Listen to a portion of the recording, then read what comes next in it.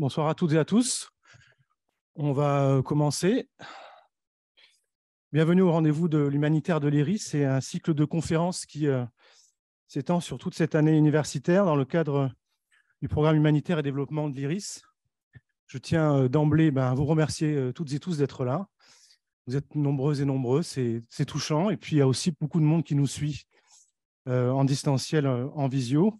Je tiens aussi à remercier les intervenants de grande qualité qui sont là ce soir, Isabelle, Laurent, Jérémy, Quentin, qui vont se présenter au fur et à mesure de cette conférence. Je remercie aussi chaleureusement l'équipe événementielle de l'IRIS, sans qui cette soirée ne pourrait pas exister. Je pense notamment à Nathalie, à Pauline et à Salim, entre autres. Enfin, je remercie Sylvie Matelli, Didier Billion et Pascal Boniface pour leur confiance et leur bienveillance, qui sont membres du comité de direction de l'IRIS. Alors, ce soir, le thème portera sur les épreuves de la guerre civile dans l'histoire. Quels éclairages pour les humanitaires en Haïti? Alors, comme vous le savez, les guerres civiles sont des terrains d'intervention familiers des acteurs humanitaires, où il n'est pas toujours évident de percevoir les dynamiques sociopolitiques locales qui mutent en permanence dans ces contextes volatiles et qui, de fait, rendent le travail des humanitaires compliqué. Les guerres civiles sont des événements traumatisants pour la population civile. En effet, qu'advient-il quand le voisin peut vous égorger, votre accent vous trahir, la rue se faire guet-apens dans un univers devenu chaotique? On voit bien dans ce contexte le fonctionnement social qui doit être en permanence et qui est en permanence redéfini. Dans ces conditions, les acteurs humanitaires qui s'appuient sur les équipes locales, sur des partenariats institutionnels, des partenariats de terrain ou de sociétés civiles, doivent savoir décrypter les principes de ces changements afin de s'adapter et faire en sorte que leurs opérations puissent se dérouler dans de bonnes conditions en maintenant des enjeux de sécurité pour leurs équipes et les ayants droit. Bref, il s'agit de maintenir un accès aux populations en difficulté en travaillant sur cette notion d'espace humanitaire. Il s'agira donc d'analyser ces mutations profondes et les discriminations qui les accompagnent en examinant plusieurs époques et situations de guerre civile dans le monde et en convoquant le travail de chercheurs en sciences sociales, de sociologues, d'historiens, d'anthropologues qui sont ici ce soir pour nous aider à tenter de décrypter ces enjeux, à essayer peut-être d'envisager des invariants ou des spécificités de ces contextes de guerre complexes pour nous permettre de mieux les comprendre et de mieux pouvoir travailler en tant qu'acteurs humanitaires sur ces contextes. C'est bien là l'enjeu pour nous aujourd'hui. Donc, convoquer les sciences sociales pour un objectif d'opérationnalité sur le terrain. Et c'est en ce sens que j'ai souhaité inviter ce soir Quentin Deluermoz, qui est ici présent à ma droite. Donc, Quentin, tu es professeur d'histoire contemporaine à l'Université Paris-Cité. Tu es directeur et membre du laboratoire ICT, Identité, Culture et Territoire. Et à ma droite aussi, Jérémy Foy, qui est maître de conférence en histoire moderne à l'Université Aix-Marseille, membre du laboratoire TELEM, Temps, Espace, Langage, Europe méridionale, Méditerranée. Et puis, nous aurons aussi, pour cette première présentation, Laurent Gaillet, qui est politiste et qui est directeur de recherche CNRS aux séries Sciences Po. Dans une deuxième partie de cette présentation, nous aurons aussi Isabelle Mouniaman, que je remercie d'être ici présente, qui est directrice adjointe des opérations en charge du suivi, notamment des opérations en Haïti, pour l'association Médecins sans frontières. Donc, en termes de méthode, Jérémy, Quentin et Laurent vont nous présenter les thèses et le travail issus d'un colloque qui a donné la création et la publication de cet ouvrage, Les épreuves de la guerre civile, que Quentin et Jérémy ont co-dirigé, donc un ouvrage collectif, et dans lequel, j'espère, on va pouvoir, au travers d'approches conceptuelles, au travers d'approches de terrain, sur plusieurs périodes de l'histoire, sur plusieurs endroits du monde, essayer de capter ces enjeux de mutation sociale complexes dans ce contexte de guerre civile. Donc, je vous passe la parole. Jérémy, je crois que tu as un PowerPoint, entre autres. Je rappelle que nos intervenants sont aussi auteurs d'autres ouvrages. Je pense notamment à un ouvrage remarquable de Jérémy Foy qui s'appelle « Tous ceux qui tombent », notamment sur les visages de la Saint-Barthélemy, un ouvrage que je vous recommande fortement. Je crois aussi, si je ne me trompe pas, Laurent, que tu es sorti aujourd'hui un bouquin, si je ne me trompe pas, qui s'appelle Le capitalisme à main armée, défendre l'ordre patronal dans un atelier du monde. Peut-être que tu nous en parleras. Et puis Quentin, je ne sais pas si tu as publié des bouquins, sûrement beaucoup, tu nous en parleras au décours de ta présentation. Je vous passe la parole et on a environ 40 minutes pour vous écouter sur votre travail.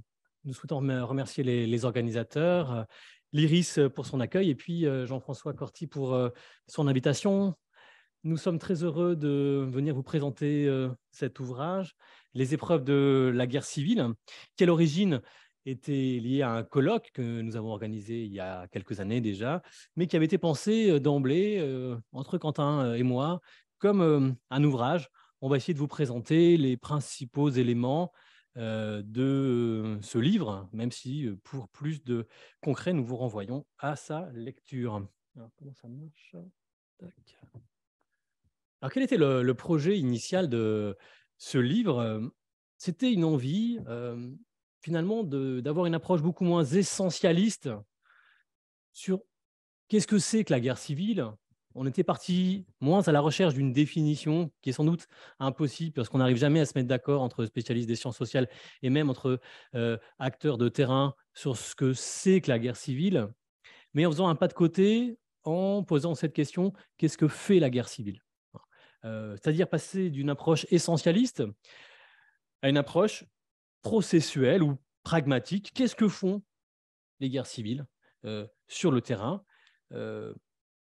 Et nous avons demandé à nos contributeurs de travailler sur ce que la guerre civile produit, dérange, déplace et implique au quotidien. On a demandé à nos contributeurs de travailler sur 4 problèmes fondamentaux qui sont 4 doutes qu'on peut qualifier de ontologiques qui surgissent avec les guerres civiles. C'est-à-dire que la guerre civile les guerres civiles se caractérisent par un état de grande incertitude et qu'on peut guetter sur 4 points qu'on avait découpés de telle sorte: doute sur les gens, c'est-à-dire doute sur les personnes, doute sur les choses, doute sur les espaces et doute sur les mots. Je vais vous en dire quelques mots pour vous faire comprendre voilà, ce cahier des charges, ces 4 doutes sur lesquels on a demandé aux contributeurs de travailler en disant que ces 4 doutes permettaient de rentrer dans le terrain d'un grand nombre de guerres civiles à travers le temps. Alors, doute sur les gens d'abord, c'est cette idée que la guerre civile fait soudain chuter la confiance communautaire et la possibilité d'accepter de circuler dans une rue sans connaître l'identité du passant qui s'avance. Ce qu'on accepte quotidiennement aujourd'hui quand on se promène à Paris ou à Marseille, savoir je me déplace et je ne sais pas, je ne connais pas l'identité confessionnelle ou personnelle de la personne que je croise. Ce droit à l'indifférence, finalement, s'effondre avec la guerre civile. Et comme on a un doute sur l'identité et sur l'innocuité du passant, on va être obligé de poser des questions et d'identifier le passant. Et le passant va devoir, en retour, s'identifier par des marques, par des signes, par des épreuves, en disant « je suis protestant, je suis catholique, je suis palestinien », etc. etc. Donc, le doute sur les gens implique un marquage identitaire. On a demandé à nos contributeurs de travailler sur ça, sur tout leur terrain. Donc, vous voyez une approche conceptuelle à l'origine qu'on a demandé à nos contributeurs de faire tourner sur leur propre terrain. Doute sur les choses. En temps normal, on a assez peu de doutes sur le fait qu'une voiture est une voiture, qu'un tonneau est un tonneau, qu'un cartable est un cartable. Vous ne posez pas la question ici, là, je vois un certain nombre de sacs. Foncièrement, hein, même si avec le problème terroriste, les inquiétudes s'accroissent, c'est d'ailleurs des liens entre le terrorisme et la guerre civile, mais globalement, je pense que le cartable que j'ai devant moi est un cartable. Cette innocence des choses est impossible avec la guerre civile et on se met à douter que les choses sont bien les choses. On se met à douter que ce tonneau est bien un tonneau, hein, que cette voiture est bien une voiture, et il va falloir, eh bien, de la même manière qu'on fouillait les gens, qu'on questionnait les gens, et questionner les choses, hein. Accroître le niveau d'explicitation des objets, attester que telle voiture est bien une voiture, que tel tonneau est bien un tonneau. Et une des techniques, c'est bien sûr la palpation, hein, l'identification des objets. Troisième doute, doute sur les espaces. Est-ce que la rue que je traverse, le quartier que j'habite, est un quartier neutre et un quartier sûr, ou est un quartier qui appartient à l'ennemi, qui est du clan ennemi, un quartier protestant, un quartier catholique? Est-ce que c'est un quartier qui est en faveur de la commune ou du côté ou de l'autre côté? Musulman ou chrétien, sûr, dangereux. De la même manière qu'il faut expliciter les gens, il faut expliciter les choses, eh bien la guerre civile implique une explicitation des espaces. C'est-à-dire que le quartier, la rue, la maison vont se couvrir de marques identitaires pour donner à lire aux passants des informations.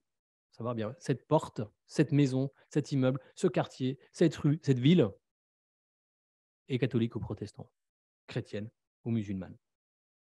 Et puis, dernier doute sur lesquels nos collaborateurs ont travaillé, c'est sur les mots, sur le langage, en partant de cette idée que les guerres civiles, dans la mesure où elles ont lieu entre très souvent des locuteurs d'une même langue, des gens qui parlent la même langue, français contre français, allemand contre allemand, algérien contre algérien, la langue va être travaillée par les acteurs de la guerre civile, elle va être codée et le sens des mots progressivement va changer.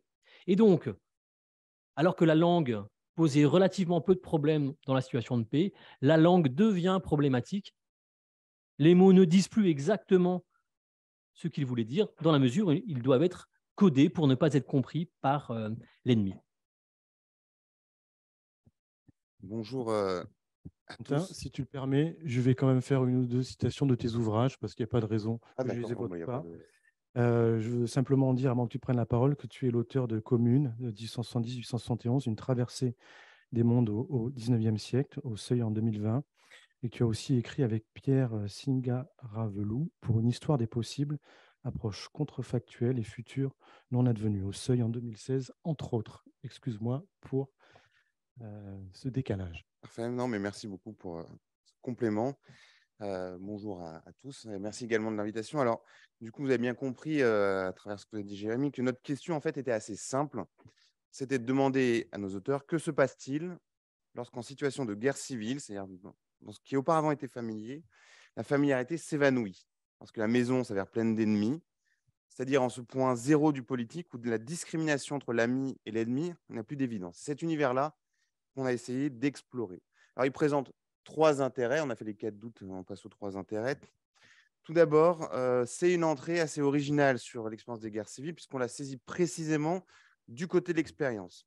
Et ce qui nous a intéressé, c'est ce qu'on a appelé des processus d'explicitation du monde social, c'est-à-dire la nécessité dans ces moments de mettre en lumière ce qui avant était évident et qui dorénavant ne va plus de soi. Jérémy l'a dit, les routines, les mots, les lieux. Pour donner un exemple, tout en situation de guerre civile paraît mis en doute. Un accent qui auparavant était anodin ou faisait rire peut vous trahir. Les ponts qui étaient des points de passage bien connus deviennent des checkpoints. La maison havre de paix devient une cible. Donc, d'autres sociabilités, d'autres géographies, d'autres formes de vie se dessinent dans cette expérience-là. Ça, c'est le premier intérêt. Le deuxième, et c'est ce qui explique aussi qu'on peut aller d'un terrain à un autre, c'est que les guerres civiles sont un des rares terrains d'études en sciences sociales où la comparaison va de soi.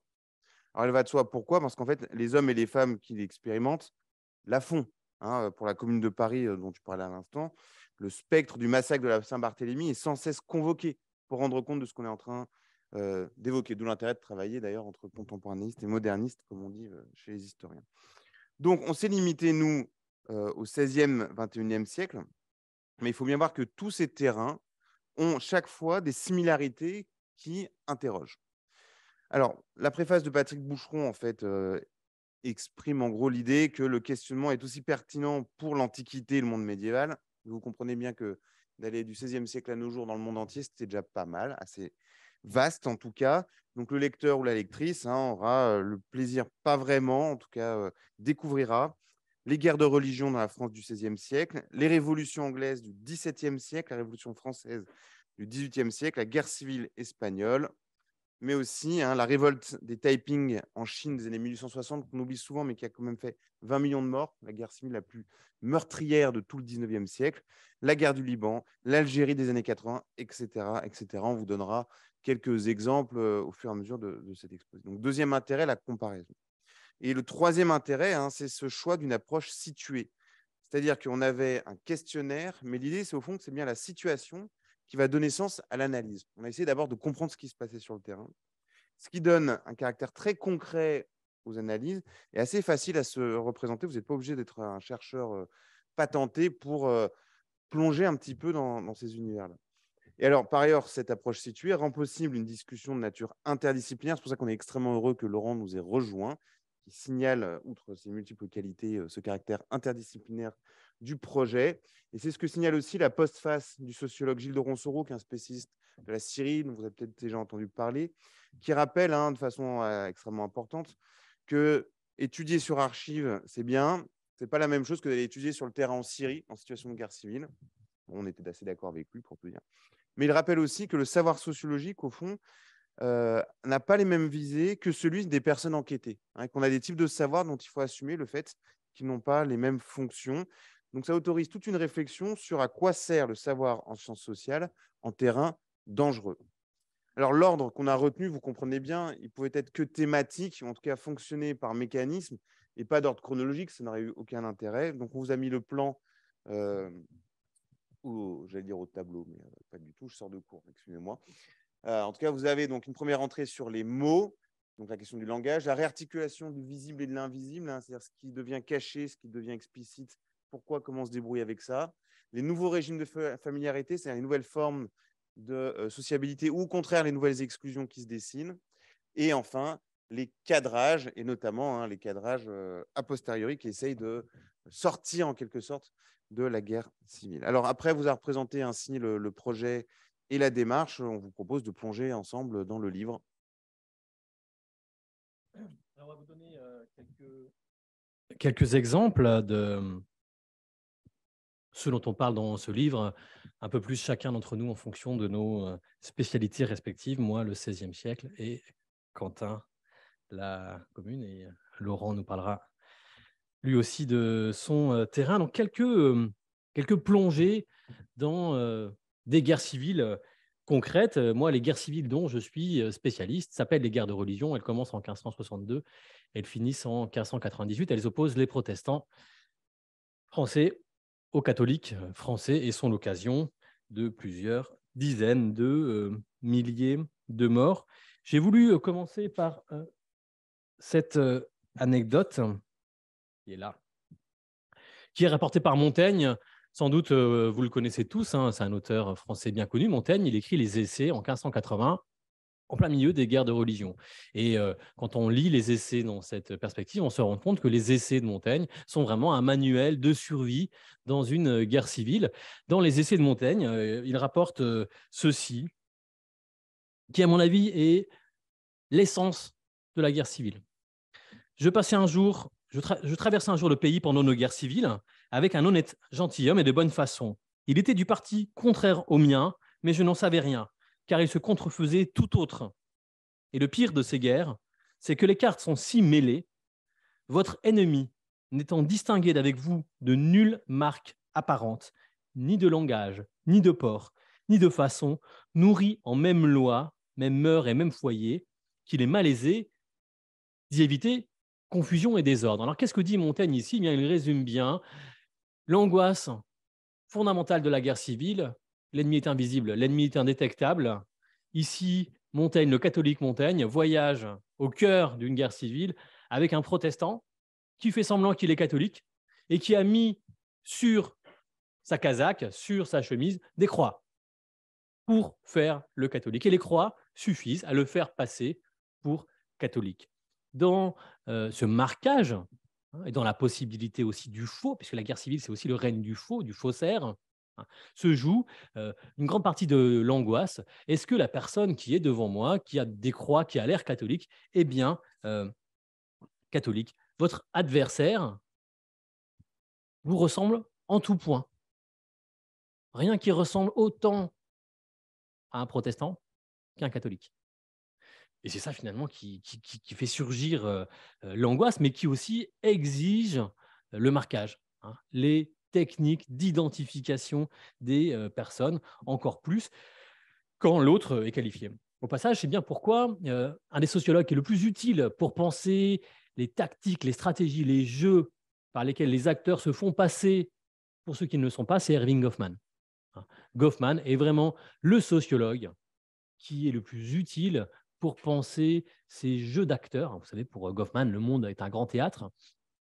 Eh bien, les guerres civiles ont aussi cette dimension théâtrale par laquelle on va masquer son identité et par laquelle on va tenter de démasquer l'identité de l'adversaire. Comment est-ce que finalement Montaigne parvient à démasquer son adversaire? Eh bien, il n'y parvient pas en réalité, puisque l'adversaire est invisible. C'est l'adversaire lui-même qui se trahit. Et comment est-ce que l'adversaire, donc un adversaire, c'est le protestant déguisé en catholique, comment est-ce que l'adversaire se trahit? Eh bien, à chaque checkpoint, hein, ça ne s'appelle pas les checkpoints à l'époque, mais c'est l'idée, à chaque rencontre de soldats, le protestant déguisé en catholique a tellement peur qu'il trahit, qu'il pâlit, qu'il rougit, qu'il sue. Et donc, finalement, c'est ce que Bourdieu appelle les alarmes du corps, hein, ce qui vous échappe, les émotions. Le fait qu'il a tellement peur d'être trahi qu'il se trahit lui-même, c'est ça qui va permettre à Montaigne de se dire, mais en fait, il n'aurait aucune raison d'avoir si peur de croiser les soldats catholiques s'il n'était pas protestant. Donc finalement, hein, ce sont les alarmes, les alarmes inconscientes du corps qui vont trahir les personnes. Et je passe la parole à Quentin. Alors, deuxième plongée, on a essayé de vous faire voyager dans le temps et dans l'espace. On va passer de la France du XVIe siècle au Liban pour prendre un peu la mesure, hein, des expériences qui sont ainsi traversées. Donc, la guerre du Liban, pour rappel, dont je ne suis pas spécialiste, là, je vous rends compte de l'article en question, hein. C'est une guerre qui fait 150 000 morts au total. Et c'est l'anthropologue Aïda Kanafani Zahar qui a proposé une analyse en fait, du quotidien à Beyrouth. Elle rappelle au fond, et vous allez voir les effets d'homologie qui sont intéressants, la ville est divisée en deux en 1975 entre un est chrétien et un ouest musulman, avec la volonté de créer des espaces homogènes en termes de religion, c'est-à-dire qu'on a des déplacements de population de part et d'autre. Donc ici aussi, on retrouve comme dans le Paris du XVIe siècle dont vient de parler Jérémy, hein, un travail de marquage d'espace pour discréditer les lieux dans la ville. Tout, à partir de là, est structuré autour de la ligne de démarcation, avec de part et d'autre des armes et des artilleries, et un no man's land. Ce qui marque le plus l'expérience de la ville, c'est la présence des snipers, c'est que vous ne savez jamais quand vous allez prendre une balle. Donc, cette présence invisible mais omniprésente va changer vos manières de vivre. Or, la particularité de ce conflit, c'est qu'il dure extrêmement longtemps et que au bout d'un moment, les familles continuent leur vie. Donc, des enfants doivent aller à l'école, vous devez aller au travail. Et l'autrice a interrogé ce qui était devenue donc une dame, mais qui avait 6 ans au moment des faits, Nada, et qui dit de façon très explicite, hein, les voitures, les gens, tout était différent. On aurait presque pu utiliser ça comme titre de notre introduction. La présence du sniper est constante, et donc ça a un effet notamment sur les déplacements qui sont ce qui serait le plus compliqué. Alors que le déplacement dans Paris, bon, évidemment, quand vous prenez le métro, vous êtes un peu écrasé, mais ce n'est pas quelque chose qui va générer une angoisse permanente. Or là, lorsque vous allez au travail, lorsque vous allez à l'école, votre attitude est changée. Hein, le dos est courbé, la tête est entre les épaules, les parcours s'adaptent. Chaque fois, vous êtes obligé de changer. Si un sniper, vous pouvez passer la nuit sur place avant de… Donc, tout votre environnement est complètement transformé. Mais l'espace, l'effet est aussi sensible sur les espaces intimes, les maisons, avec le rôle des bombardements. Et Aïda Kanafani Zahar montre aussi, par exemple, le changement de fonction des pièces. On abandonne toutes les pièces et le salon va devenir la pièce commune où on va se réunir, étudier, manger, dormir. Un des espaces qui devient extrêmement important, c'est les fenêtres. Elles sont toujours closes. Et puis surtout, on utilise du ruban adhésif sur les vitres pour éviter évidemment qu'il y ait des bris de verre. Donc, on voit ici une adaptation forcée des populations dans un univers où l'espace sensoriel est totalement bouleversé. Vous circulez dans un espace où les ruelles et les trottoirs sont défoncés, les immeubles sont éventrés, vous avez des décombres, des gravats, des débris de verre, des monticules de terre, des sacs de sable défoncés. Or, ce que l'on constate, c'est qu'au bout de 10 ans, de 15 ans, ces techniques de survie extraordinaires, anormales, deviennent votre habitude, deviennent des habitus, à tel point qu'on finit par ne même plus y penser. Et ces habitudes sont si fortes que les quitter au moment où la guerre du Liban s'arrête devient extrêmement difficile. Il y a un réapprentissage dans la vie, entre guillemets, normale, qui ne l'est pas, mais qui apparaît telle en regard de la situation précédente. Donc, vous voyez, au final, sur ces deux plongées, c'est toute une ethnographie de la survie en situation de guerre civile qui se déploie dans cette enquête. Et ce qu'on voit, au fond, c'est les transformations à la fois du social, mais aussi du soi, jusque dans son intimité. Donc, l'ensemble du monde qui est le nôtre est bouleversé et cela touche jusqu'au langage. Et je laisse la parole à nouveau à Jérémy. Ce qui nous a aussi intéressé, c'est finalement quand la guerre civile s'allonge, devient éternelle, devient une routine, n'est plus si surprenante que ça, et ces moments où le faux est permanent, où il est très difficile de distinguer le vrai du faux, où on est obligé de vérifier l'information, mais c'est impossible. Et parmi les résultats les plus inattendus de cette enquête, il y a ce journal de Karachi au Pakistan qui essaie de consigner l'extrême violence et le désordre civil qui fait le quotidien de cette ville pour tenter de mettre des mots et des images sur ce qui échappe complètement aux habitants eux-mêmes. Et Laurent va vous en parler. Que je me suis concentré. Alors, c'est intéressant en plus parce qu'un certain nombre de mes enquêtés à ce moment-là étaient des acteurs humanitaires eux-mêmes, confrontés précisément à des problèmes très concrets comme ceux auxquels vous vous trouvez confrontés, pour le coup, dans leur propre société, mais d'une société qui, d'un seul coup, quasiment du jour au lendemain, devient illisible. Et donc, ils cherchent à s'appuyer sur des soutiens. Et un de ces soutiens, c'est le journal auquel est consacré cet article, qui est un journal local, publié en ourdou dans un quartier, un des grands quartiers populaires de Karachi, qui est le grand quartier de la classe ouvrière historique de Karachi, à côté des docks, qui est un quartier résolument politisé, mais qui est aussi un quartier confronté à une guerre des gangs lancinante et particulièrement violente et complexe dans ces années, au début des années 2010.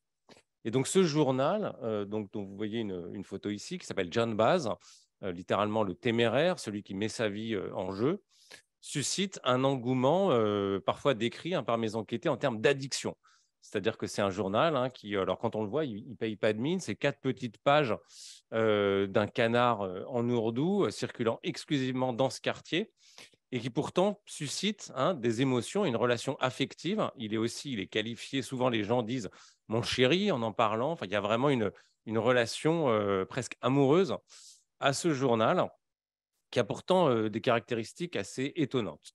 Alors, ce qui fait la caractéristique de journal, alors on lit essentiellement. Est-ce que tu peux montrer la photo? Est-ce qu'il y a la photo de la… Ah non, ok, on ne voit pas ce qu'il y a derrière, c'est pas grave. Mais en fait, juste derrière, vous avez la photo derrière, donc c'est un article de 4 pages. On lit exclusivement en fait la une, et en particulier la partie supérieure de la une. C'est là qu'on trouve ce que ces lecteurs appellent le masala, donc les épices.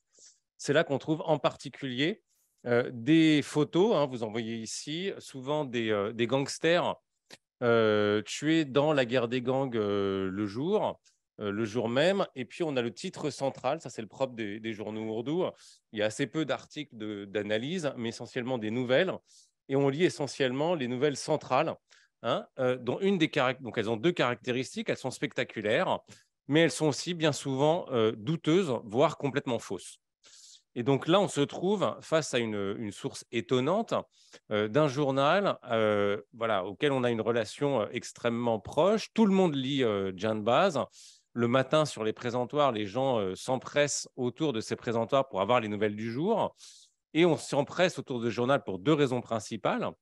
D'abord, pour finalement, d'une certaine manière, profiter du divertissement cruel de la guerre civile. Il y a aussi une forme de jouissance à contempler les photos et les images brutes de cette guerre. Ça, c'est peut-être quelque chose qu'on oublie parfois. C'est la manière dont les populations prises dans la guerre civile elles-mêmes peuvent se complaire aussi et trouver une forme de satisfaction, de divertissement dans le spectacle, dans la représentation de la violence dont ils sont eux-mêmes victimes. Ça, c'est quelque chose qu'on envisage assez rarement. Mais il y a aussi un rapport utilitaire à ce journal. C'est qu'on va se servir de ces nouvelles pour ajuster ses routines quotidiennes, pour tenter de décrypter cet environnement devenu illisible. Le problème, c'est qu'une grande partie de ces nouvelles sont fausses. Les gens le savent, puisque c'est des nouvelles locales, quotidiennes, qu'on va pouvoir vérifier dans l'entre-soi, dans l'interconnaissance. Mais c'est précisément là que Jan Baz va trouver son utilité sociale, c'est-à-dire dans à la fois ses nouvelles quotidiennes, locales, mais aussi dans ses failles. Parce que précisément, on s'appuie sur Jan Baz, mais en même temps, on ne peut jamais tenir toutes ces nouvelles pour argent comptant, et donc il va falloir vérifier. Et donc c'est précisément dans ces failles, dans ces incertitudes, que Jan Baz recrée du social dans une société qui est fragmentée, divisée par la guerre civile, et qui incite finalement à mutualiser les connaissances, à s'appeler les uns les autres, à vérifier les nouvelles, et donc par sa fausseté même, recréer du lien social, recréer de la confiance, recréer de l'interconnaissance. Voilà. Et donc c'est aussi, c'est par ailleurs le lieu d'épreuve avec l'État, mais ça je laisse, je pourrais éventuellement garder pour la discussion. Mais je trouvais intéressant, voilà, d'insister sur le fait que les guerres civiles produisent aussi des sources. Alors, tout à l'heure, on évoquait la question archive ou terrain. Je crois que c'est un faux débat. Il faut évidemment travailler dans l'instant de l'ethnographie, mais il faut aussi essayer de s'appuyer sur des sources. Elles sont rares dans le temps présent, qui nous donnent justement, qui nous plongent au cœur de ces incertitudes, de ces tensions, mais aussi de cette créativité, de cette imagination sociale propre aux guerres civiles. Merci. Excuse-moi, Jérémy, juste il y avait un souci en visio, les personnes ne voyaient que la première slide. Je pense que tu as fait une manœuvre, Salim, normalement ça devrait marcher. Excusez-nous pour ce désagrément technique. Oui, ce qui fait un des points communs à toutes les études de ce livre, c'est cette interrogation que traversent les acteurs des guerres civiles. Comment parler de ce qui nous arrive? Comment qualifier ce qui nous arrive? Et qu'est-ce qui nous arrive? Quels sont les mots justes pour dire ce qui nous arrive? Et un des points qui revient tout le temps, c'est est-ce que c'est vraiment une guerre civile? Est-ce que c'est une guerre civile? Est-ce que ce n'est pas plutôt une émeute? Est-ce que ce n'est pas plutôt une guerre des gangs? Est-ce que ce n'est pas plutôt une révolution? Est-ce que ce n'est pas plutôt une révolte? Est-ce que ce n'est pas plutôt la lutte des classes? Ce qui fait que le langage même, pour décrire ce qui arrive aux acteurs, va être mis à contribution et va être travaillé. C'est-à-dire ce que les uns appellent révolte, les autres l'appellent guerre civile. Ce que les uns appellent émeute, les autres l'appellent juste cause. Et du fait de cette incertitude sur la façon de qualifier ce qui traverse, eh bien, c'est tout le langage de la société qui va commencer à s'effriter et qui va perdre ce qui fait le cœur du langage, à savoir sa capacité de référentialité, c'est-à-dire de se référer à quelque chose de tangible.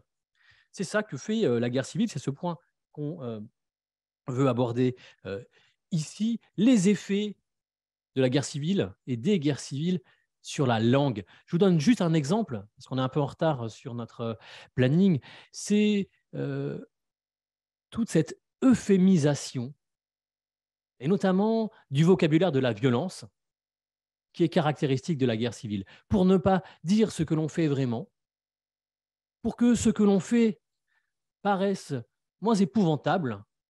On va utiliser toute une série de stratégies d'euphémisation, de litote, de contournement pour ne pas dire ce que l'on fait vraiment. Un seul exemple, ça se passe à Rouen au moment du massacre de la Saint-Barthélemy. Au lieu de dire « exécuter »,« va tuer telle personne », les bourreaux utilisaient le terme de « accommoder ».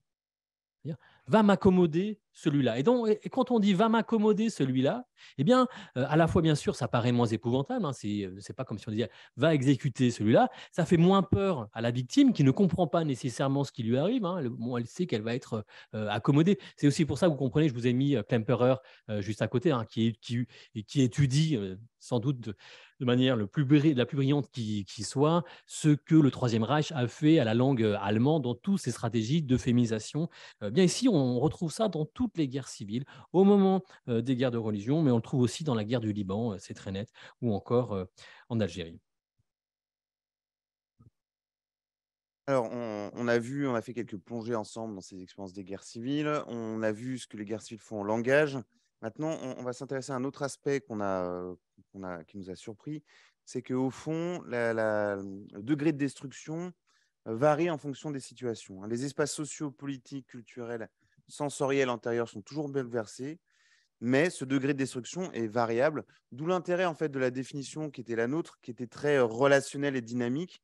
On peut ainsi inclure dans notre réflexion des conflits armés qui se déclarent comme tels, ou, alors je reprends ici les termes de Laurent Gaillet qui est à ma gauche, ou ce qu'il dit aux formes paroxystiques de remise en cause du taken for granted, instaurant le soupçon au cœur du familier.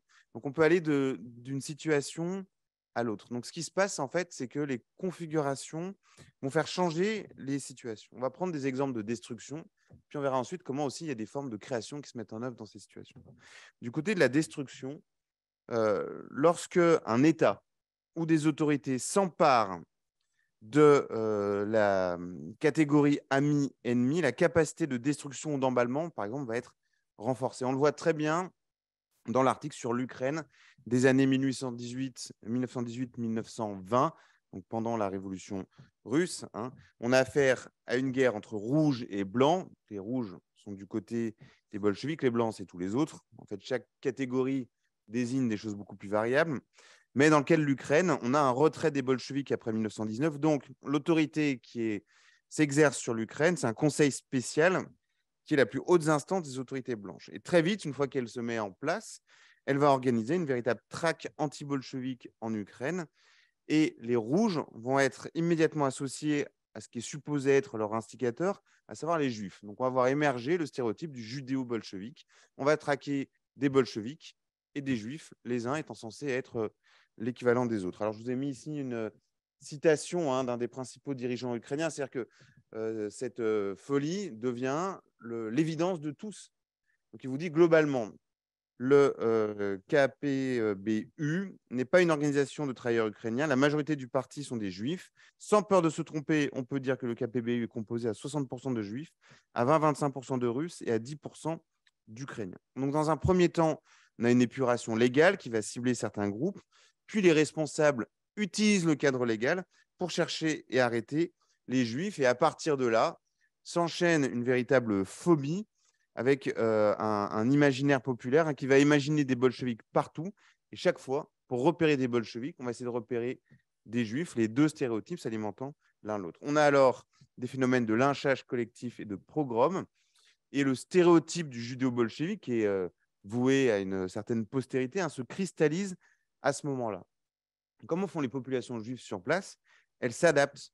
On va voyager par les champs plutôt que par la route et on va faire une démonstration publique de sa loyauté, ce qui ne marche jamais. Vous finissez toujours arrêté. Ce que dit l'auteur Thomas Chopard de cette enquête, c'est que le stéréotype, il a une fonction. Le judéo-bolchevisme permet de conjurer le spectre de la guerre civile comme déchirement intérieur. Donc ça résout, c'est la faute des autres. Donc la guerre civile peut être résolue et évidemment, ça va laisser des traces durables. Alors, dans d'autres cas, là, on a un cas de destruction d'une partie de la population. Dans d'autres cas, on va plutôt avoir affaire à des phénomènes de déliquescence. C'est le sens d'un article dans le nord-ouest colombien, où à partir de 1997, des communautés paysannes d'Urabá vont essayer de construire des lieux alternatifs pour échapper aux luttes entre les différents acteurs armés. Alors, ce qui est intéressant ici, c'est qu'on voit intervenir d'autres acteurs, l'Église, mais aussi l'ONU, les organisations internationales. Et on voit que ces guerres civiles, si elles sont internes, sont aussi externes et même internationales. Alors, cette pluralité d'acteurs ne limite pas forcément la dynamique de destruction de l'ordre social. La Syrie le montre bien, mais l'autre exemple qui est développé dans le livre, c'est le cas de la Yougoslavie. Et l'anthropologue Elisabeth Klavery décrit l'exemple absolument terrible d'un nettoyage ethnique dans Foča et sa région qui aboutit à la destruction de tout le quartier musulman, mais de tous les villages musulmans autour. Et ce qu'elle dit, c'est intéressant, c'est que personne s'y attendait alors qu'il y en avait déjà beaucoup. Elle appelle ça les petites perceptions. C'est-à-dire que la même chose se répète partout, mais on ne le perçoit qu'un petit peu et on ne comprend pas qu'en fait, c'est une logique commune qui s'exerce sur tous ces espaces en même temps. C'est d'autant plus remarquable que tous ces faits étaient connus, médiatisés, et donc on pouvait les suivre depuis le reste de l'espace européen. Comme si, au fond, des dynamiques parallèles s'organisaient entre le terrain qui est soumis à la guerre civile et le reste qui continue de vivre selon un rythme, entre guillemets, normal. Alors, on a beaucoup étudié dans ce livre les destructions, mais on a été aussi sensible dans de très nombreux chapitres à des moments créatifs. C'est-à-dire que la guerre civile est aussi l'occasion d'invention, d'imagination, de créativité. Et on le voit dans beaucoup de cas qui sont évoqués dans ce livre, aussi bien au Liban qu'en Algérie ou dans l'Angleterre du XVIIe siècle. Même sous la contrainte, on peut être créatif. Alors, je vous donne juste quelques exemples avant que Quentin conclue. Par exemple, pendant la Commune de Paris, les églises sont très souvent appelées baraques à louer. On va placarder quelque chose avec marqué baraque à louer dessus. Alors, ceci pour leur ôter leur dimension sacrale, pour les profaner par le langage, pour aussi utiliser l'humour pour se débarrasser de Dieu. Les communards de la sorte créent un espace sécularisé et détournent le langage. Ils vont transformer les églises en clubs, en hangars. On a donc une mise à mal des mots, une mise à mal des objets, mais qui est une recréation, un déplacement, une imagination d'un autre usage des choses et des mots. Mike Bradick, par exemple, qui étudie l'Angleterre de la Révolution en 1640, au milieu du XVIIe siècle, révolution tout à fait sanglante, montre aussi à quel point c'est un moment d'une immense créativité littéraire.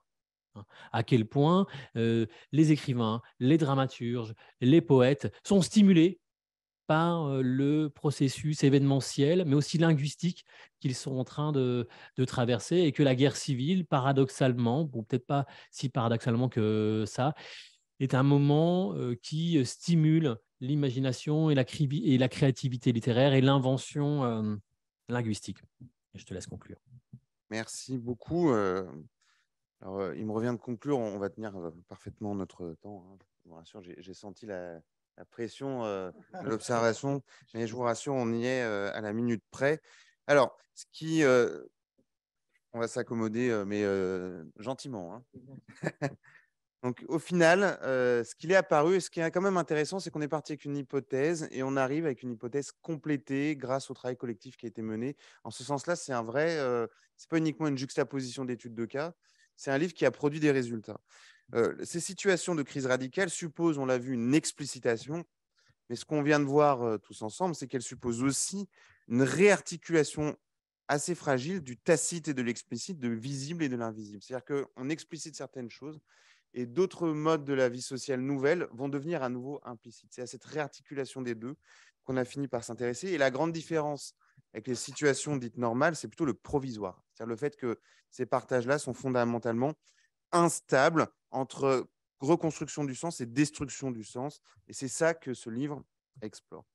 Ce qu'il apparaît également à la lecture, c'est que ces situations de crise radicale sont des lieux essentiels pour comprendre le fonctionnement des sociétés, parce que ce qu'on ressent à suivre ces expériences-là, en creux, c'est ce dont sont faits nos mondes sociaux ordinaires, c'est-à-dire tout ce qui va de soi. On vit dans un monde d'implicite, de non-dit, de routine, de certitude. On s'appuie sur des institutions. Tout ceci permet une forme de prévisibilité et le rend vivable. Ça ne veut pas dire qu'il soit simple à vivre, on le sait suffisamment bien aujourd'hui, mais nos univers sont installés sur un socle de certitude qui a une portée anthropologique qui nous permet de vivre en pensant que les choses vont de soi. Mais ce que ça montre aussi, c'est que ces expériences de déchirure l'indiquent, c'est que ce monde-là n'est absolument pas éternel.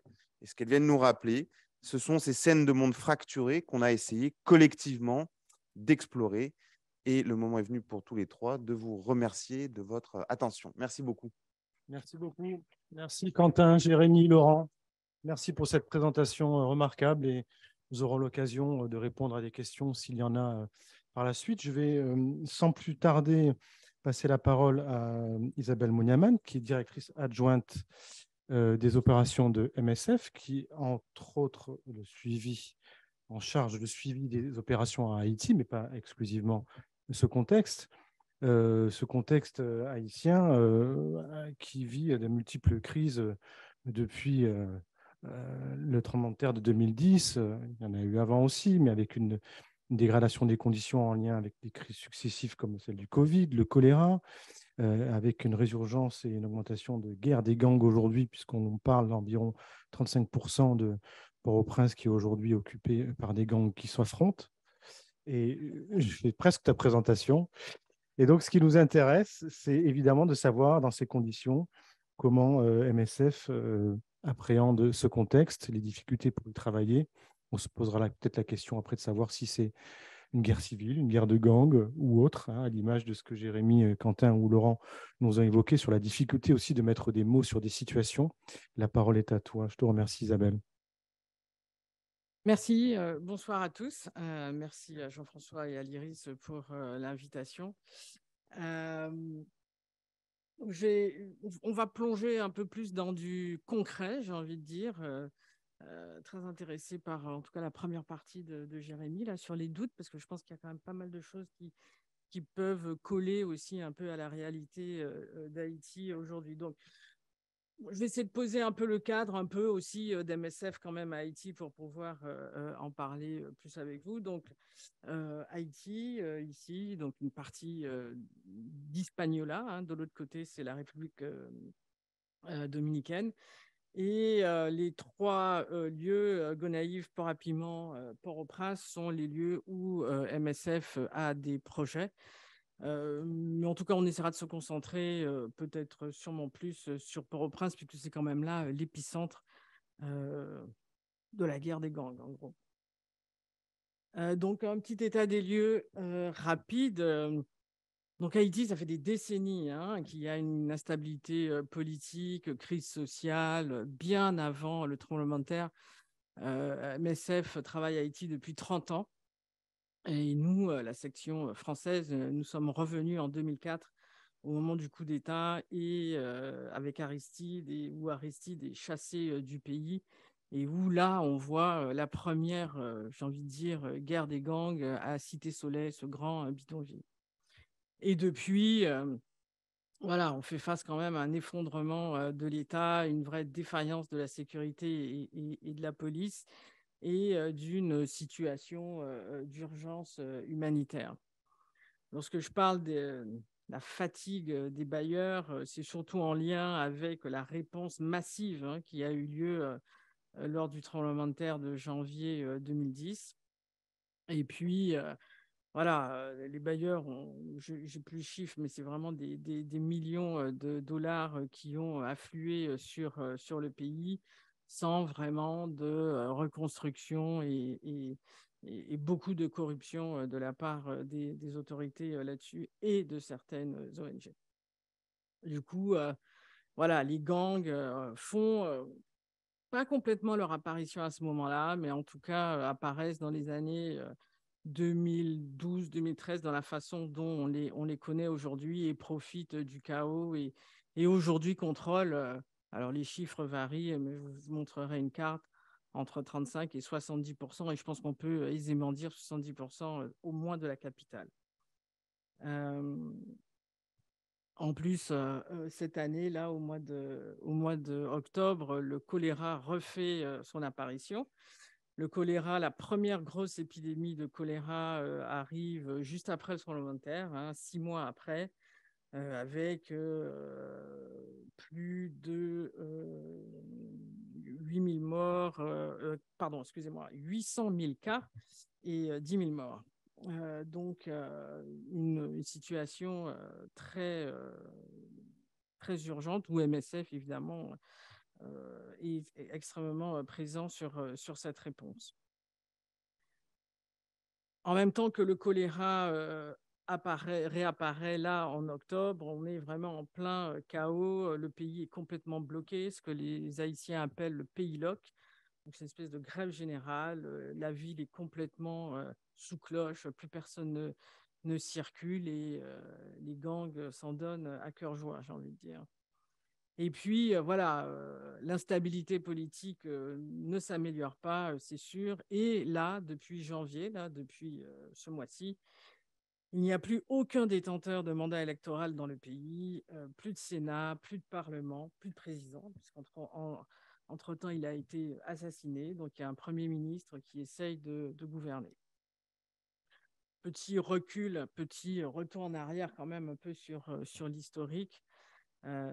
Donc les grandes années de crise entre 2018 et 2020 où on voit vraiment une très grande détérioration du contexte qui se cristallise aussi autour du détournement des fonds Pétro-Caribé. Donc pour vous expliquer rapidement, le Venezuela donnait du pétrole, faisait de la subvention du pétrole pour Haïti à la hauteur de 4 milliards de dollars qui ont gentiment disparu. Tout le monde s'en est mis plein les poches, comme on dit, et cette affaire éclate au grand jour avec les plus hauts fonctionnaires de l'État qui ont détourné cette somme. Et là, les premières grandes manifestations arrivent dans la ville. Donc, c'est ce qu'on a appelé la première fois ce fameux pays LOC, qui est aussi associé à une crise du carburant, c'est-à-dire que les gangs bloquent les terminaux pétroliers et la ville et le pays est complètement arrêté, pour vraiment arrêter. Et puis, voilà, les gangs et la police, alors à savoir que,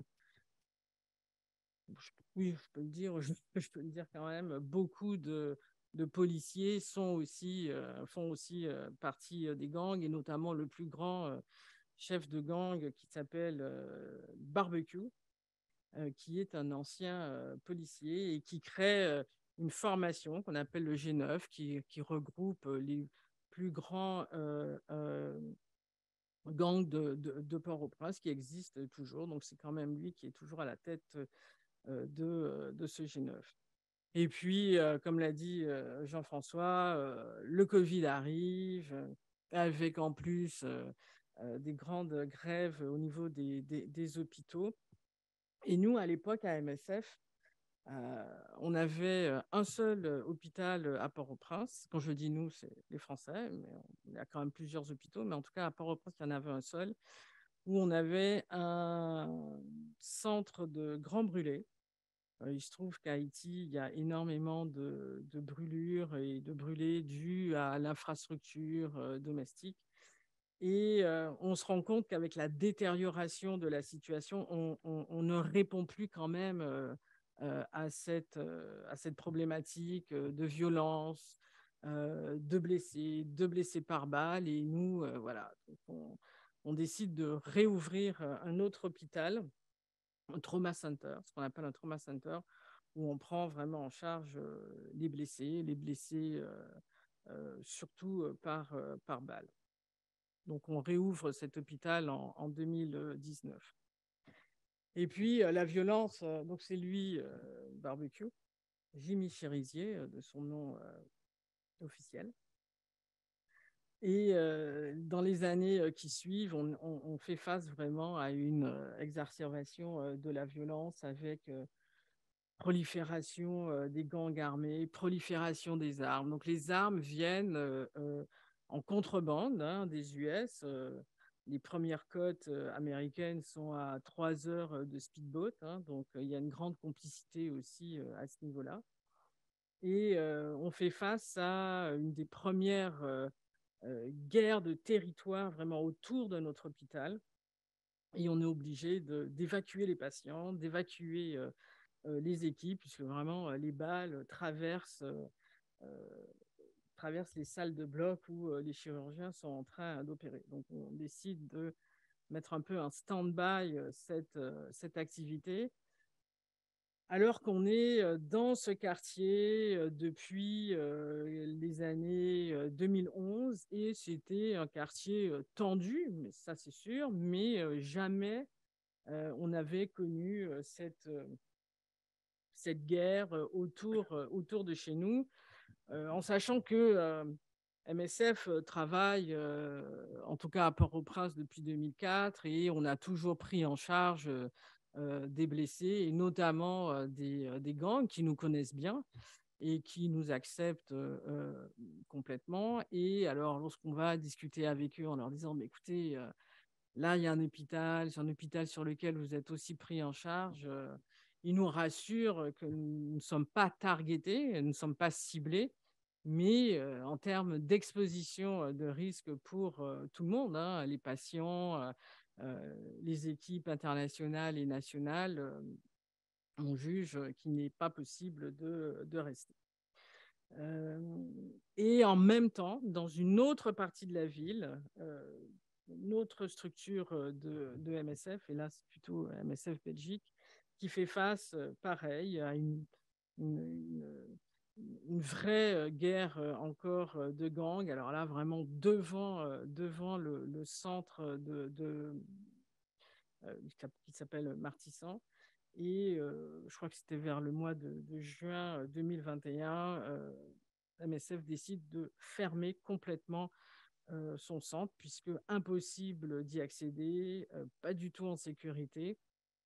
Et la population fuit le quartier et va se réfugier soit chez l'habitant, soit dans des centres d'hébergement. Mais c'est sûrement une des premières fois qu'on a vu vraiment une fuite par peur, évidemment, de la population du coin.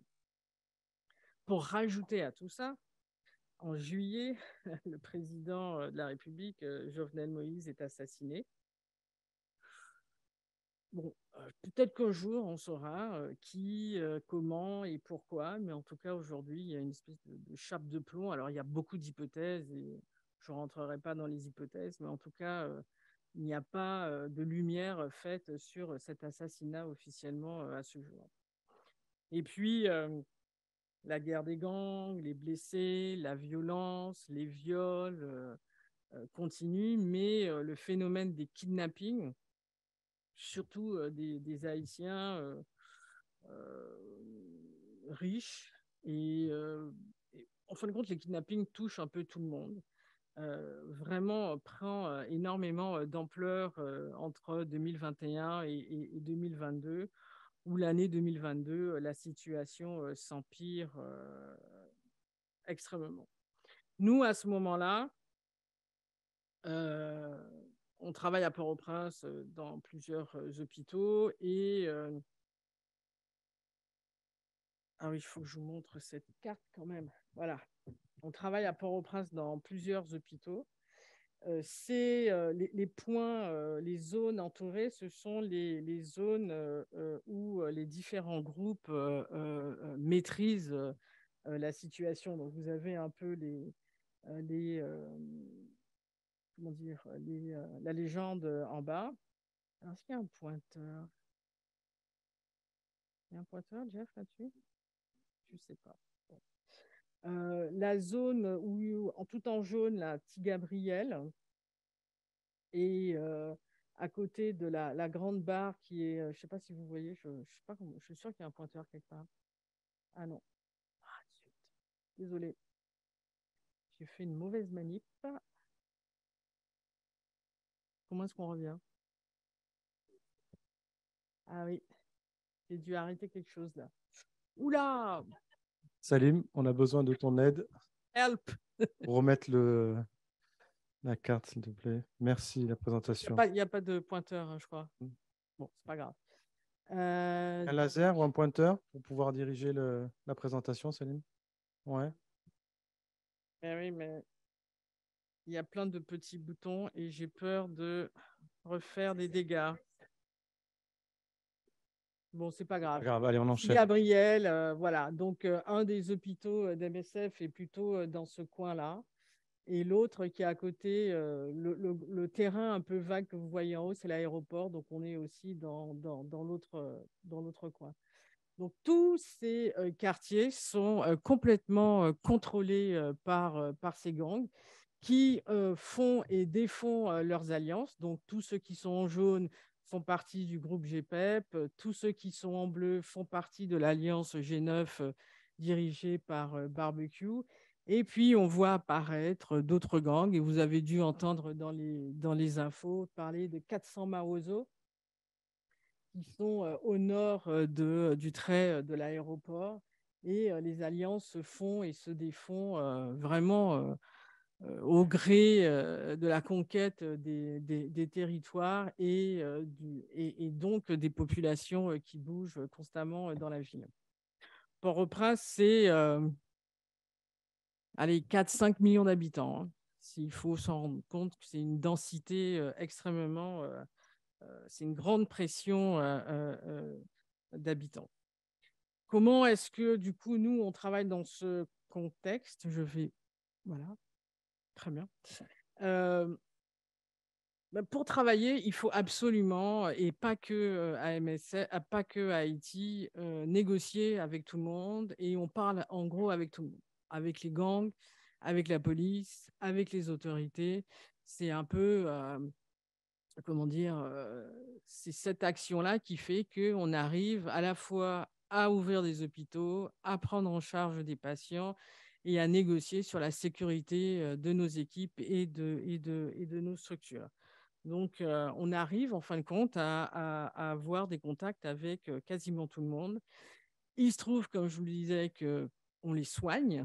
Donc, la mission humanitaire, la mission MSF est relativement bien protégée, même si il y a eu et on a eu quelques kidnappings de nos équipes, de nos staffs, qui ont été relâchés, j'ai envie de dire, relativement rapidement, puisque lorsque les chefs de gang se rendaient compte que c'était des employés d'MSF et qu'ils, par défaut, les connaissaient, les relâchaient. Ce qui n'est pas le cas pour tout le monde, loin de là. Les kidnappings peuvent être assez longs et violents. Donc aujourd'hui, voilà, on a une bonne acceptance d'MSF grâce aussi à la qualité de nos soins, grâce à l'histoire qu'on a sur la ville. Mais en tout cas, se pose régulièrement l'exposition au risque et puis nos questions sur nos limites opérationnelles, puisque c'est une situation extrêmement mouvante.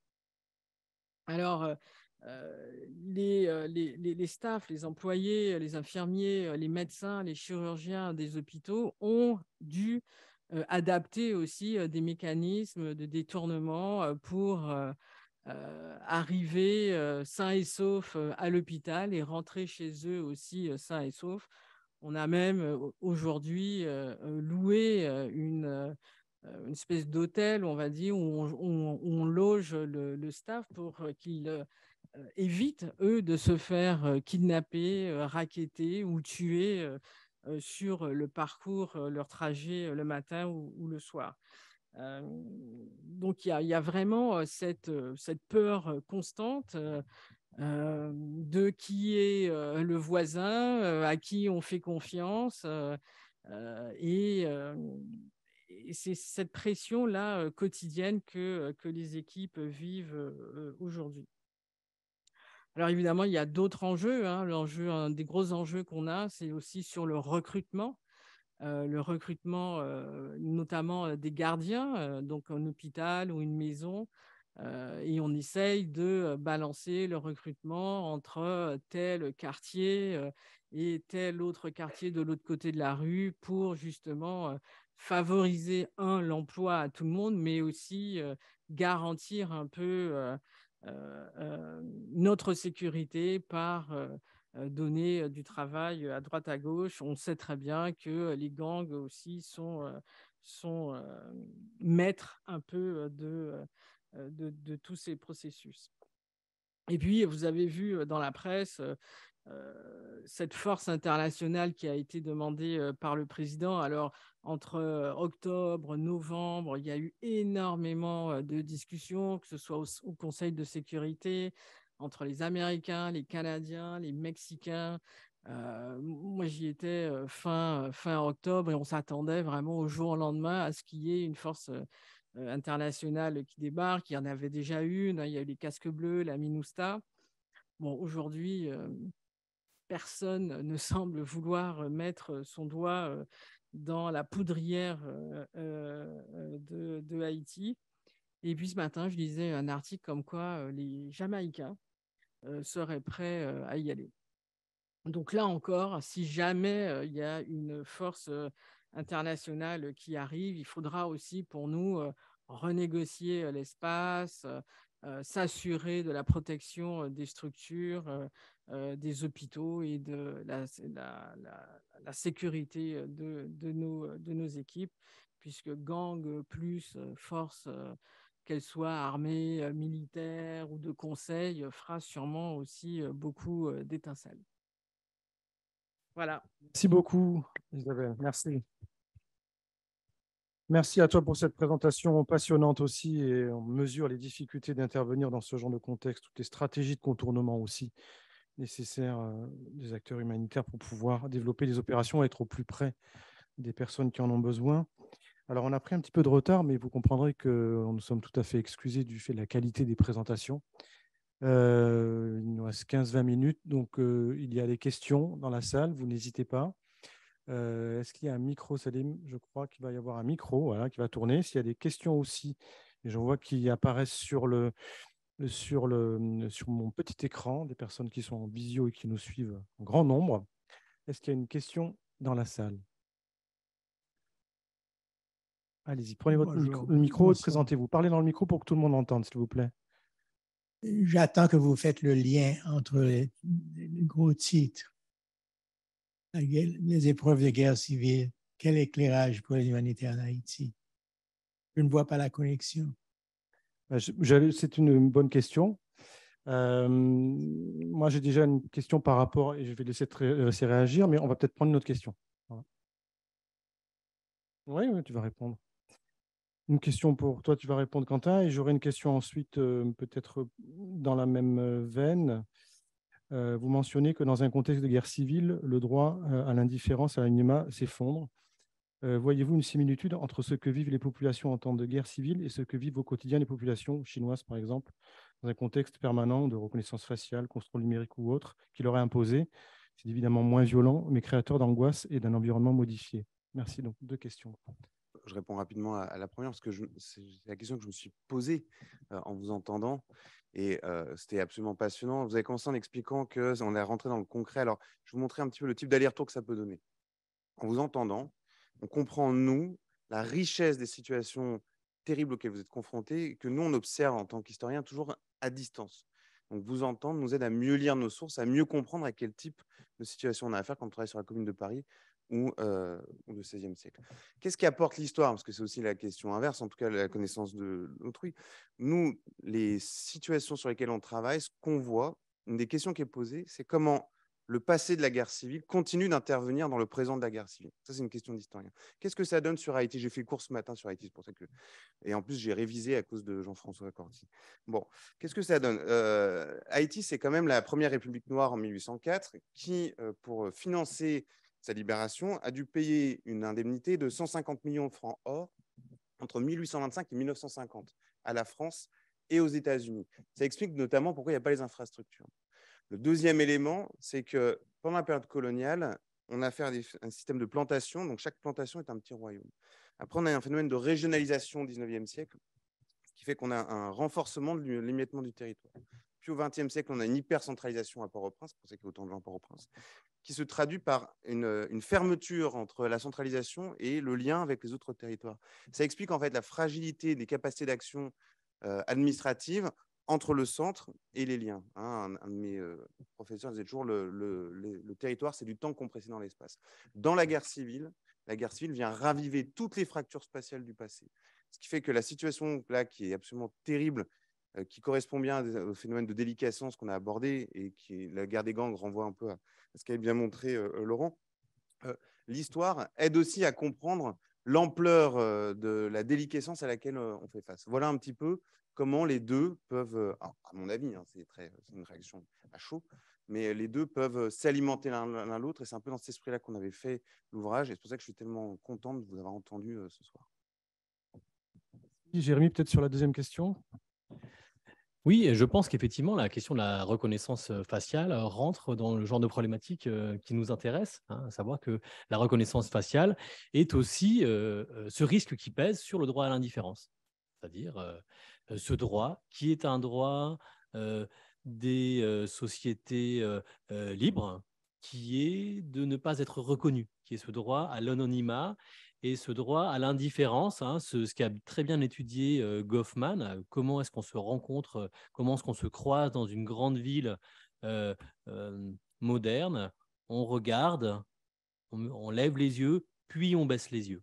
C'est-à-dire c'est l'inverse du regard scrutateur qui s'arrête pour savoir qui vous êtes. Eh bien, ce droit-là, ce droit à passer sans dire qui l'on est, de quelle confession l'on est, de quel parti l'on est, eh bien, il se perd, il est perdu avec la capacité des machines à connecter absolument nos yeux à nos opinions politiques, à nos appartenances religieuses, sexuelles, etc., etc. Donc, je pense qu'effectivement, c'est un péril grave sur le droit à l'indifférence et que le droit à l'indifférence est une des caractéristiques de la paix. Oui, une intervention. Micro, s'il vous plaît.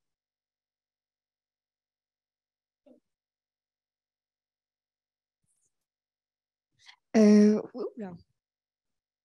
Pour rebondir sur ce que vous dites, Jérémy Foy, sur l'indifférence, et c'est en lien aussi avec une question pour Isabelle Mouniaman.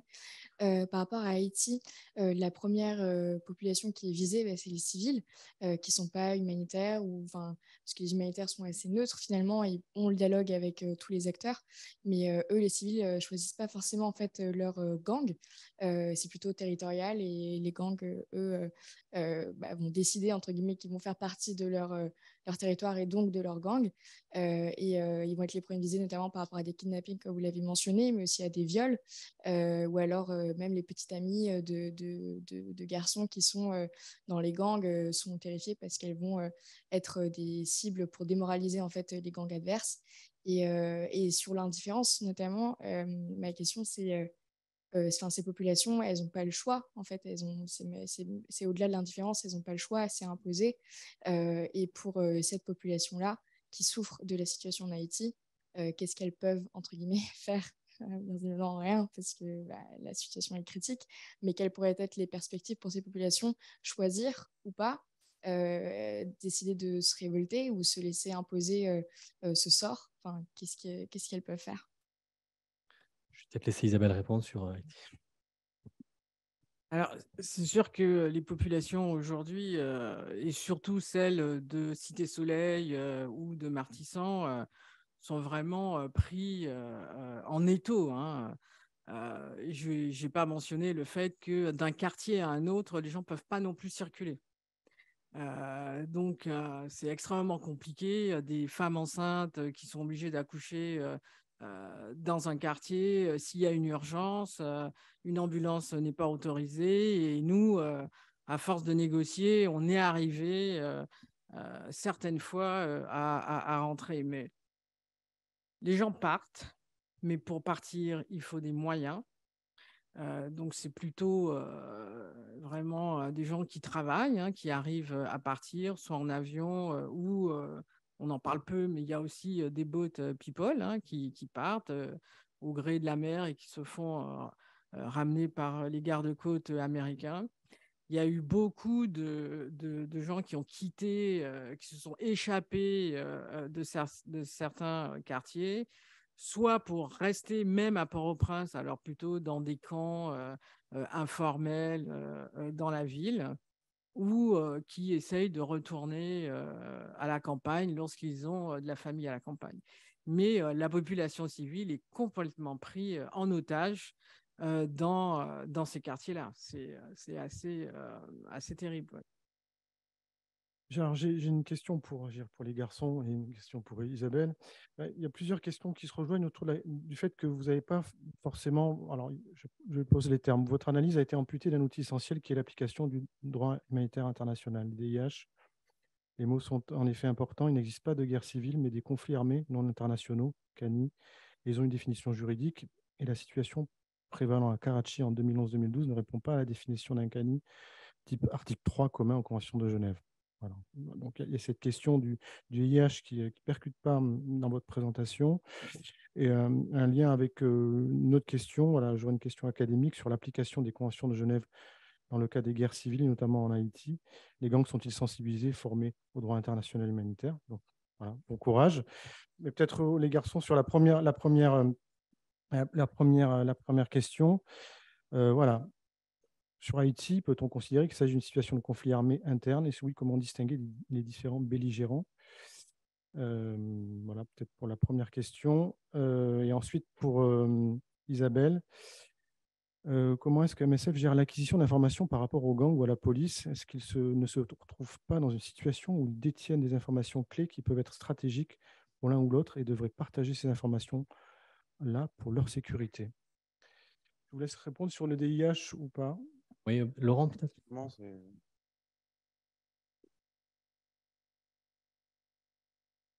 Non, très rapidement, Jérémy et Quentin l'avaient rappelé en introduction. Ce qui fait la richesse de ce livre, hein, ça je ne l'ai pas rajouté moi en tant que politiste, c'est une occasion extrêmement rare hein, d'ailleurs pour nous de travailler à travers les frontières disciplinaires, à travers le temps et l'espace.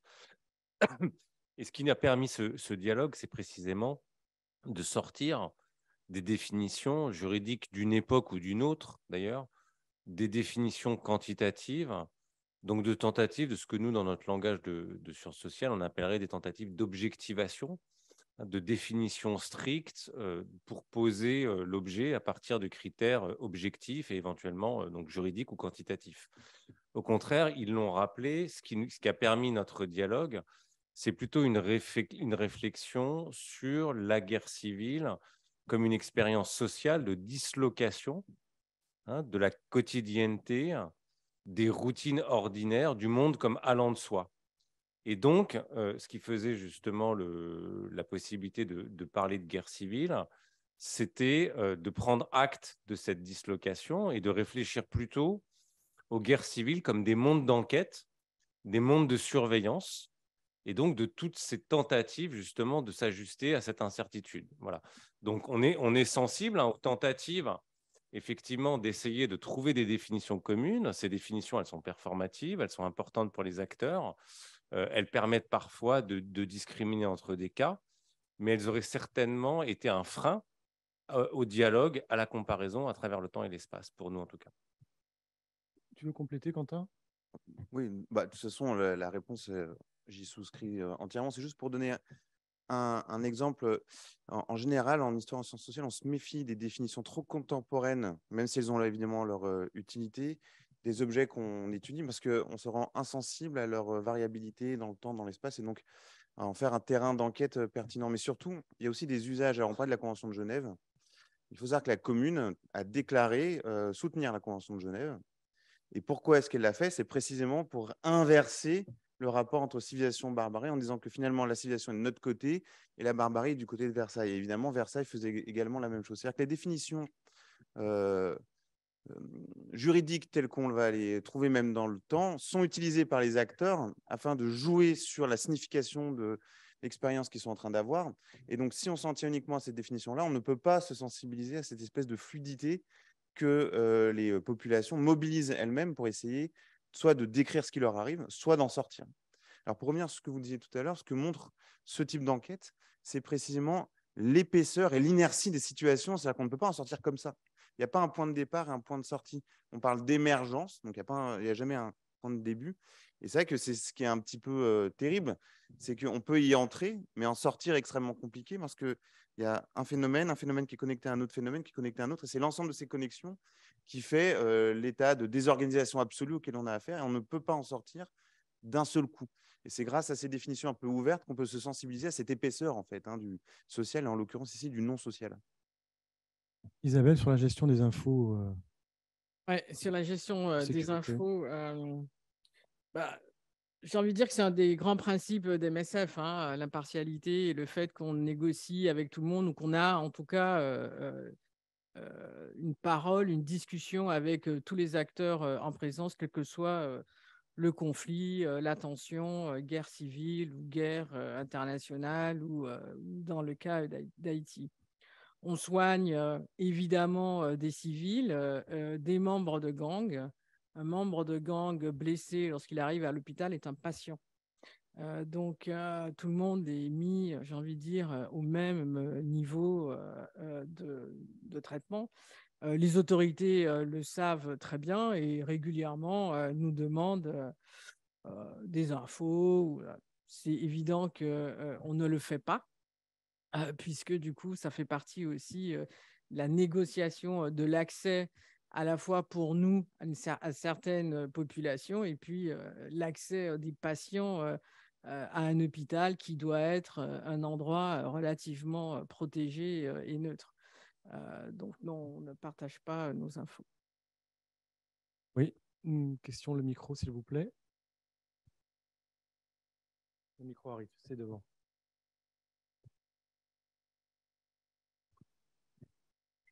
Merci.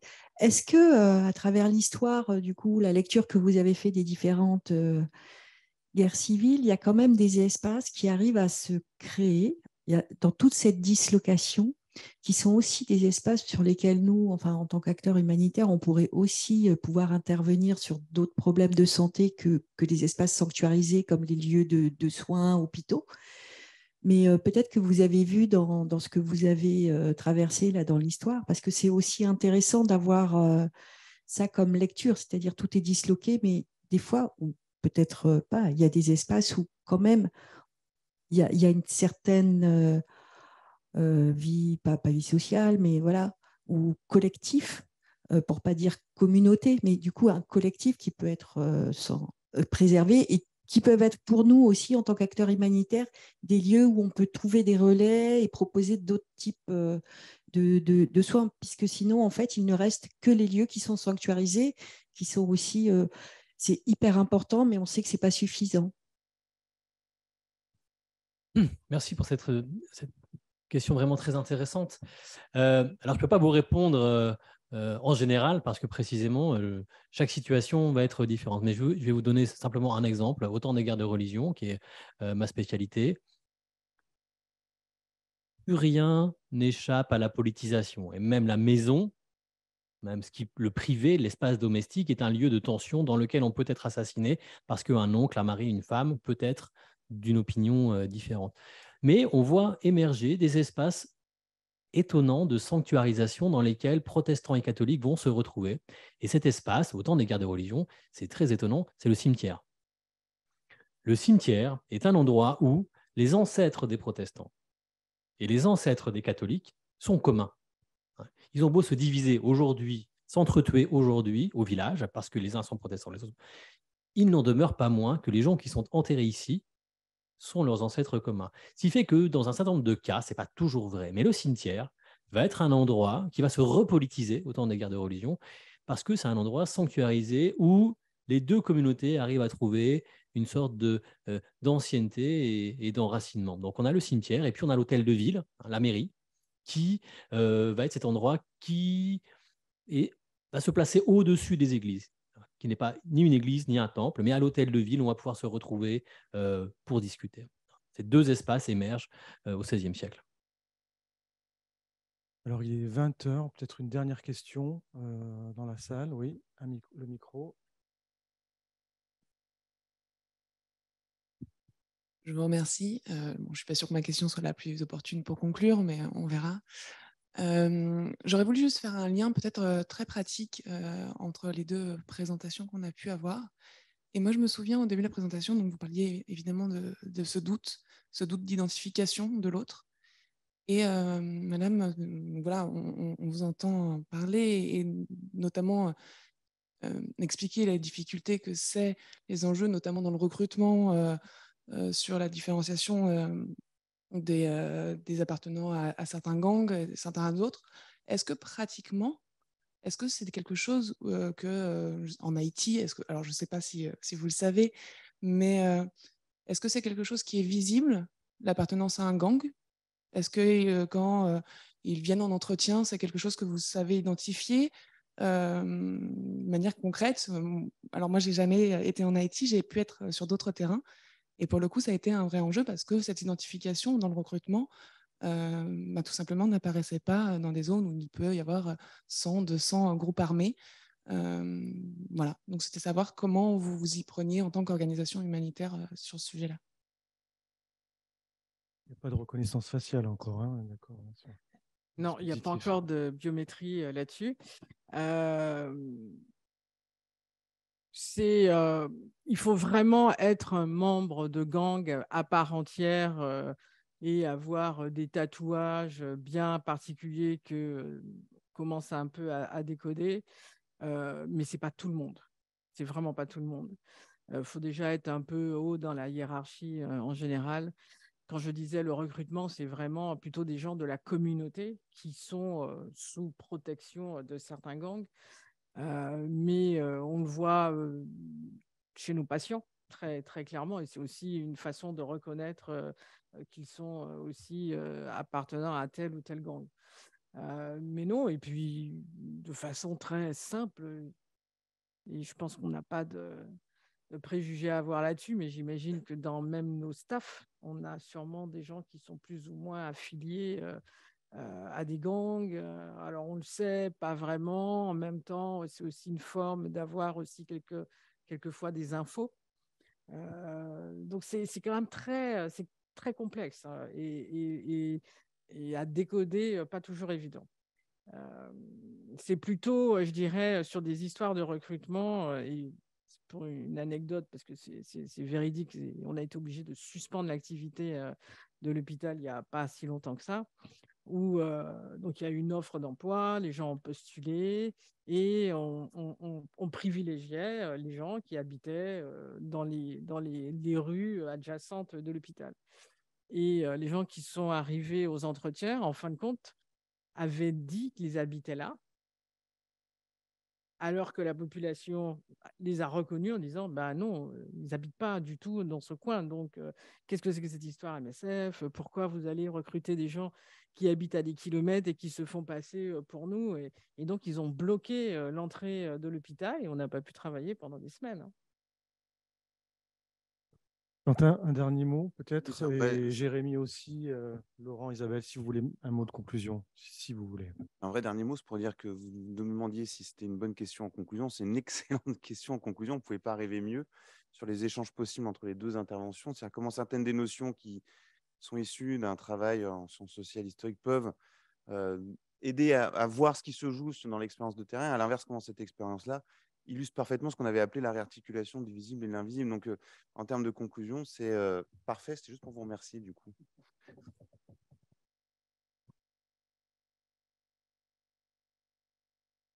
Ben, merci à toutes et à tous. Je pense qu'on peut vraiment applaudir nos intervenants. C'était tout bonnement passionnant et comme vous l'avez rappelé, on aura de fait des champs de travail en commun qui s'ouvrent à nous à l'avenir pour différents contextes. Merci à l'équipe événementielle, merci aux nombreuses personnes, des dizaines de personnes qui nous ont suivis en visio et des questions pertinentes. Merci à vous aussi qui êtes venus ce soir, braver le froid et heureusement pas la grève aujourd'hui. Et on se retrouvera prochainement, une nouvelle date pour un rendez-vous de l'humanitaire l'Iris qui aura lieu d'ici mars-avril. Merci à vous et à très bientôt.